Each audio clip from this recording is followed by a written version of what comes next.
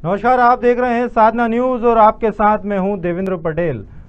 दमोह उपचुनाव में भाजपा चुनाव हार चुकी है और अब इस हार का ठीकरा आखिर किसके सर फूटेगा ये आने वाला वक्त बताएगा। लेकिन ये तय है कि आने वाले समय में हार का ठीकरा किसी वरिष्ठ भाजपा नेता पर फूटना माना जा रहा है। साफ तौर पर देखा जाए तो भाजपा प्रत्याशी राहुल सिंह लोधी ने भी सीधे सीधे पूर्व मंत्री और दमोह के कद्दावर नेता जयंत मलैया और उनके बेटे पर साफ तौर पर आरोप लगा दिया है कि इनके वजह से ही वो चुनाव हारे हैं।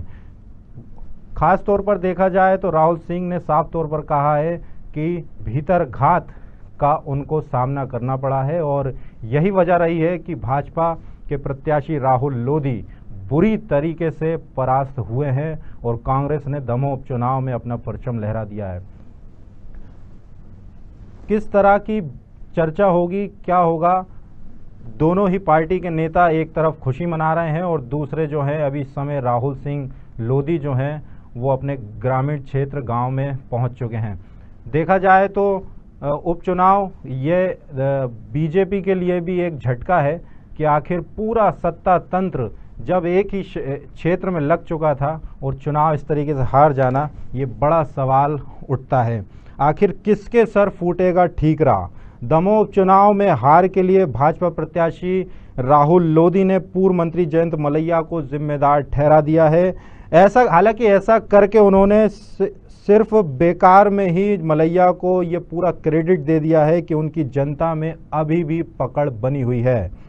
यदि ये इतने ही सीनियर लीडर होते तो इतनी पकड़ होती तो सांची में प्रभुराम चौधरी बिल्कुल नहीं जीतते। लेकिन तब भी जनता के मन में स्पष्ट था कि किसे जिताना है और इस बार भी जनता ने ही ये फैसला कर दिया है। बेहतर होता कि राहुल सिंह लोधी यह मानते कि कोरोना को लेकर मन में सत्ताधारी दल के खिलाफ एक आक्रोश था जो चुनाव प्रचार के दौरान ही सामने आने लगा था। इस बार लोगों ने मुख्यमंत्री के खिलाफ भी जमकर नाराजगी जाहिर की और ऐसा शिवराज के साथ कम ही होता है और ये कम ही देखने को मिलता है। शिवराज जी का ये दुर्भाग्य ही है कि विपरीत परिस्थितियों के बाद भी वे पिछले उपचुनाव में कांग्रेस के प्रत्याशियों को जिता लाए, लेकिन इस बार पूरी तरह एक ही सीट पर फोकस करने के बाद भी हार का स्वाद चखना पड़ा है। वैसे कांग्रेस के लिए भी बहुत खुश होने वाली बात नहीं है। यदि कोरोना का पीक चुनाव को नहीं होता तो ये इस दौरान उनका जीतना भी शायद मुश्किल हो जाता। कोरोना के कारण पूरे प्रदेश में विरोधी लहर बन गई थी जो अब भी बरकरार है।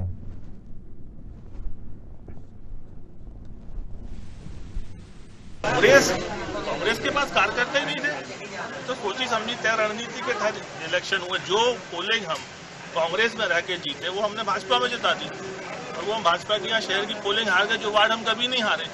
तो ये भी एक सवाल बनता है ना, नेताओं से पूछना बनता है कि आपको शहर की जिम्मेदारी दी थी, आप क्या करते रहे। पूर्व मंत्री जयंत मलैया की तरफ है, मलैया परिवार ही पूर्ण रूप से चुनाव हराने का जिम्मेदार है। उनका खुद का वार्ड हार गए। सिद्धार्थ मलैया के पास पूरे शहर की जिम्मेदारी है, शहर एक तरफा हार गए। ऐसे लोगों पे कार्रवाई होना चाहिए, निष्कासन होना चाहिए। जो लोग बोलते हैं कि पार्टी हमारी माँ है और उसके बाद अपन गद्दारी करते। मैं शिवराज जी थे, आदरणीय मुख्यमंत्री जी थे, आदरणीय वीडी भाई साहब थे, सभी लोग थे, आदरणीय मलैया जी बैठे हुए थे। तो उन्होंने मुझसे बोला कि राहुल ऐसा ना हो कि कल को चुनाव जीत जाओ, बड़ा मलेरा टाइप फिर तुम बोलोगी हमने काम नहीं किया। तो हमने उनसे बोला कि भाई साहब पोलिंग बताएंगी ना, जब आपकी पोलिंग जीतेगी तो हम आप पे जवाब उठा ही नहीं, सवाल उठा ही नहीं पाएंगे। तो जब आपकी पोलिंग नहीं जीती, आपका वार्ड नहीं जीता और आप इतने लंबे समय से 35 वर्षों से राजनीति कर रहे हैं, सवाल तो बनता है कि किसने भीतर घात किया।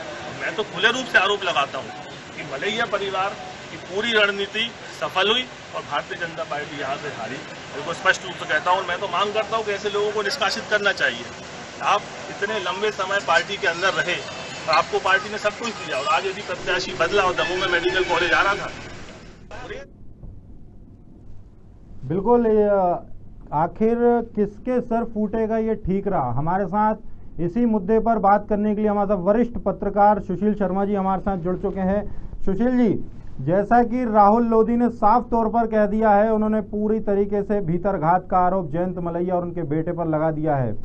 आखिर क्या माना जाए, आखिर अब ये हार का ठीकरा जो है किसके सर फूटने वाला है? जी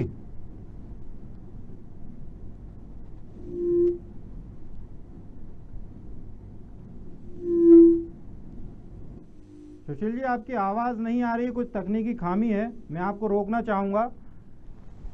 आखिर राहुल सिंह लोधी ने साफ तौर पर ये कह दिया है कि दोनों पिता और पुत्र को पार्टी से निष्कासित कर दिया जाए। सुशील जी, अब आप दोबारा मेरे को सुन पा रहे हैं?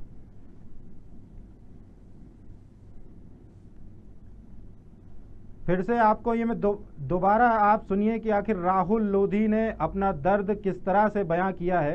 ये एक बार मैं आपको दिखाना चाहूँगा कि राहुल लोधी आखिर किस तरीके से अपने दर्द को ये बयां कर रहे थे बीते दिन।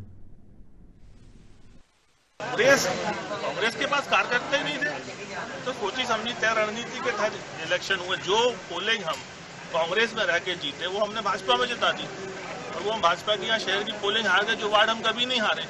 तो ये भी एक सवाल बनता ना, नेताओं से पूछना बनता है कि आपको शहर की जिम्मेदारी दी थी, आप क्या करते हैं। पूर्व मंत्री जयंत मलैया की तरफ से मलैया परिवार ही पूर्ण रूप से चुनाव हराने का जिम्मेदार है, उनका खुद का वार्ड हार गए। बिल्कुल सुशील जी, राहुल लोधी ने साफ तौर पर कह दिया है कि हार का जिम्मेदार सिर्फ और सिर्फ मलैया परिवार है। ऐसा है कि देवेंद्र जी, किसी प्रत्याशी के कहने से कुछ नहीं होता है। बीजेपी इस मामले की जांच करे, जो है मतदान का जो है परिणाम पूरा उसको मंथन किया जाएगा, उसका एनालिसिस किया जाएगा, उसके बाद ही कार्रवाई बीजेपी में संभव है। केवल प्रत्याशी के कह देने भर से जो है ये नहीं हो जाता है, उनको प्रमाण देने होंगे, उनको सबूत देने होंगे, उसके बाद ही बीजेपी इस पर फैसला करेगी। तो बीजेपी को लगता होगा कि जयंत मलैया और उनके परिवार के कारण चुनाव में उपचुनाव में पराजय भी है, तो स्वाभाविक है बीजेपी फिर उस पर एक्शन भी लेगी। निष्कासन भी हो सकता है, शोकाज नोटिस भी हो सकता है, निलंबन भी हो सकता है, जैसा कि रायसेन के चुनाव में भी हुआ था। तो ये तो सब तय तभी होगा जब उसके बाद पहले एक बार बीजेपी इस पर चिंतन करेगी, उसके बाद ही फैसला होगा। केवल प्रत्याशी के कह देने भर से जो है कोई कार्रवाई नहीं हो। सुशील जी, देखा जाए तो जयंत मलैया तो ठीक है, वो वहाँ पर वहीं के स्थानीय है। इसके अलावा देखा जाए तो पूरी पार्टी तो वहीं लगी हुई थी। बीडी शर्मा भी वहाँ डेरा जमाए हुए थे, कई वरिष्ठ नेता वहाँ पर पहुंचे थे। इसका जिम्मेदार क्या उनको नहीं माना जा सकता? सीधे साफ तौर पर प्रत्याशी जयंत मलैया पर आरोप लगाकर और उनके बेटे पर आरोप लगाकर किनारा कर रहे हैं। नहीं देखिए, वो तो ऐसे तो देखिए चुनाव प्रचार में तो सभी पार्टी के सभी बड़े नेता जाते हैं, मंत्री जाते हैं, विधायक जाते हैं, वो वहां पर पार्टी की मदद करने के लिए जाते हैं। और दूसरी सबसे महत्वपूर्ण बात ये है कि मैं तो इस बात को मानता ही नहीं हूँ अपने कि भाई अगर किसी व्यक्ति के विरोध करने से, भीतरघात करने से यदि कोई प्रत्याशी हार सकता है तो उस प्रत्याशी को जो है चुनाव मैदान में उतरना ही नहीं चाहिए उस नेता को। भाई ये तो बहुत सामान्य सी बात है। एक व्यक्ति को टिकट लेगा तो 10 व्यक्ति विरोध करेंगे ही। अगर उनके विरोध से आप हार जाते हैं तो फिर तो बात ही अलग हो जाती है। ये राहुल लोधी की स्वयं की भी कमजोरी है। उनको मालूम था कि जयंत मलैया विरोध करेंगे, पार्टी ने जितनी मदद की कर सकती है। दूसरा, ये आप कैसे कह सकते हैं कि वीडी शर्मा और तमाम लोगों के लगने के बाद हार हुई? हो सकता है कि अगर ये लोग नहीं लगते तो इससे बुरी हार होती। तो ये सब चीजें जो है एनालिसिस करने के बाद ही तय होता है, ऐसे तय नहीं होता है। ये बात अलग है कि प्रत्याशी की अपनी खींच है, चूंकि चुनाव पिछला वो कांग्रेस से जीते थे, अब भाजपा में आए हैं, तो भाजपा ने टिकट देने का जो वादा था वो भी पूरा किया और चुनाव लड़ाने का वादा पूरा किया और साथ में पूरे दमखम के साथ पूरी सरकार को भी लगा। अब उसके बाद अगर परिणाम आपके पक्ष में नहीं आया है तो बात अलग है। और ये बात तो दूसरी है, जिस दिन मतदान हो रहा था उसी दिन जो है राहुल लोधी को समझ जाना चाहिए था कि जयंत मलैया उनके समर्थकों के वार्ड में कितना मतदान हुआ, उस समय क्यों नहीं शिकायत की, उस समय क्या सोच के बैठे हुए थे। ये सब सारी चीजें हैं, इन सब का एनालिसिस बीजेपी करेगी। मुझे लगता है उसके बाद ही बीजेपी कोई एक्शन लेगी। केवल प्रत्याशी के कह देने भर से तो मुझे लगता कि कोई एक्शन हो सकता है। तो क्या सुशील जी, अब ये सोचने वाली बात नहीं है कि क्या कोई अब बड़ा कदम भाजपा जो है मध्य प्रदेश में उठा सकती है? किस बात को लेकर? कि मतलब किसी बड़े नेता का वहाँ पर लगे रहना, जिसको वहाँ का एक बहुत दिग्गज माना जाता है, और चुनाव हार जाना, और पूरा मतलब एक सत्ता शीर्ष पार्टी का वहाँ पर रहते हुए चुनाव हार जाना, इस वजह से कुछ ऐसा नहीं लगता कि अब मध्य प्रदेश में जो है एक नया परिवर्तन भाजपा कर सकती है? चुनाव उपचुनाव में जीत हार लगी रहती है। राजस्थान में कांग्रेस एक सीट हार गई इस उपचुनाव में। कुल 13 सीटों पर पूरे देश में उपचुनाव हुए थे विधानसभा में। कर्नाटक में जो है कर्नाटक की सरकार एक चुनाव हार गई उपचुनाव। तो इससे क्या है कि भाई हार जीत तो लगी रहती। जनता के काम, सरकार के कामकाज के अलावा प्रत्याशी की खुद की छवि भी जो है उस पे जीत हार में फैसले में उसमें जनता उसको आधार के पे भी है फैसला करती है। जरूरी नहीं है कि सिर्फ जो है सरकार के भरोसे ही जो है चुनाव आप जीत सकते हैं। सरकार एक सपोर्ट कर सकती, संगठन सपोर्ट कर सकता है, लेकिन कैंडिडेट की, प्रत्याशी की खुद की छवि होना, खुद का संपर्क होना भी उतना ही महत्वपूर्ण है। तो 13 में से बीजेपी के पक्ष में 5, कई राज्यों में बीजेपी को नहीं मिल पाता। इसका मतलब है कि वहां पर जो है सरकार या संगठन असफल था, ऐसा नहीं है। वो तो सब चीजें देखिए, पहले तो ये है कि जीत और हार के स्पष्ट कारण जब तक बीजेपी खुद एनालिसिस नहीं कर लेगी तब तक कैसे किसी के बारे में कोई फैसला लिया जा सकता है। सुशील जी, आपकी नज़र में दमोह चुनाव की हार का जिम्मेदार आखिर किसको माना जाए, अगर आपकी नज़र से अगर मैं बात करूं तो? नहीं, बहुत स्पष्ट है। मैं तो कैंडिडेट को खुद को कमजोर कहता हूँ। यदि कैंडिडेट में दम नहीं था तो चुनाव लड़ाई क्यों ये, और इतनी बड़ी पराजय की तो उम्मीद थी नहीं। ये इसका मतलब ये है कि कैंडिडेट, भाई प्रत्याशी का खुद का नेटवर्क होता है, कार्यकर्ता होते हैं, टीम होती है, उनके भरोसे चुनाव लड़ता है। भोपाल में हम कई विधायकों को ऐसे जानते हैं जो अपने दमखम पे चुनाव लड़ते हैं और विरोध के बावजूद जीत के आते हैं। तो टिकट उसी व्यक्ति को दिया जाना चाहिए। ये नहीं होता कि जो है साहब जीत गए तो राहुल लोधी के कारण जीत गए और हार गए तो साहब इनने हरा दिया।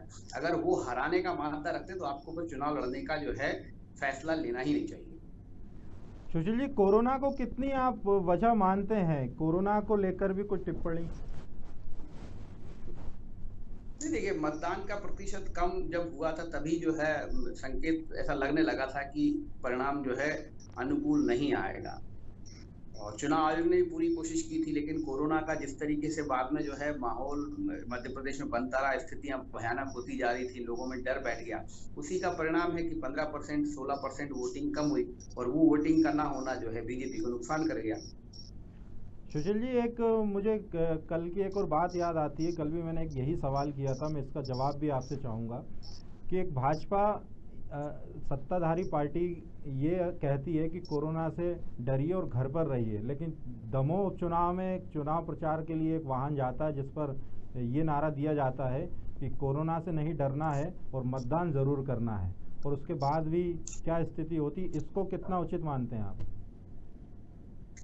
देखिए, वो चुनाव आयोग की तरफ से जो है बैनर लगाया गया था। चुनाव आयोग का अपना दायित्व, मतदान केंद्र पर सभी ने, चाहे 28 सीटों के उपचुनाव हुए हों, चाहे ये दमोह का उपचुनाव हुआ, मतदान केंद्र पर पर्याप्त व्यवस्था चुनाव आयोग की तरफ से की गई थी। थर्मल स्कैनिंग हो रही थी, टेम्परेचर चेक किया जा रहा था, प्रॉपर सैनिटाइज किया जा रहा था। और चुनाव आयोग का दायित्व यही है कि ज्यादा से ज्यादा मतदान कराना। उसमें उन्होंने वो होर्डिंग लगाया। अब ये तो नहीं लिख सकते थे कि चुनाव हो रहा है और मतदान मत करिए, फिर तो जो है चुनाव आयोग पे सवाल खड़े हो जाते हैं। ये सवाल जरूर खड़ा हो सकता है कि चुनाव आयोग के लिए इस सीट पर उपचुनाव कराने की आवश्यकता क्या थी?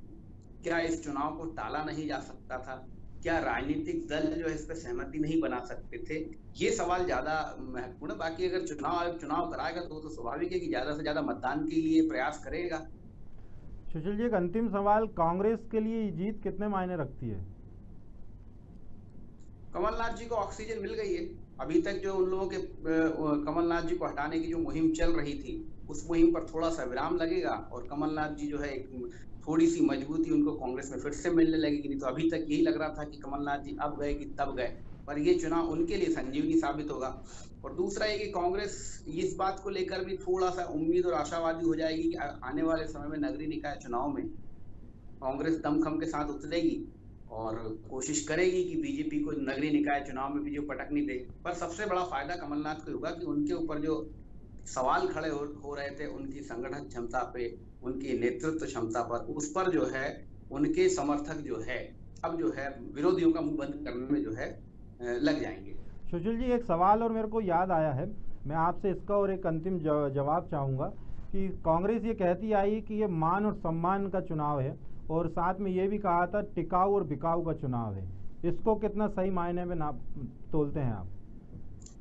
बहुत सीधी बात है भैया कि 25 सीटों पर जो है पिछले साल चुनाव हुआ था उपचुनाव, वो भी टिकाऊ बिकाऊ पे था।